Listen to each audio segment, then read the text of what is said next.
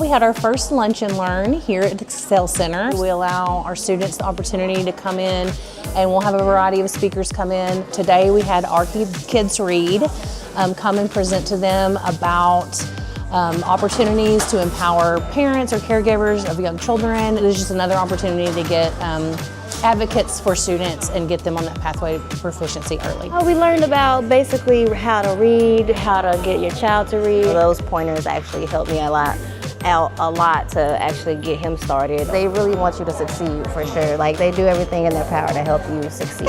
But mainly for him. Okay. Yeah, mainly for him. We're trying to bring literacy into the house and bring a greater awareness there. And we want to help empower them to work with those kids in literacy. Goodwill's a great partner with us for a number of reasons. Goodwill's been an amazing partner for our Kids Read, not just empowering families with literacy resources, but empowering individual kids with books to take home for libraries of their own.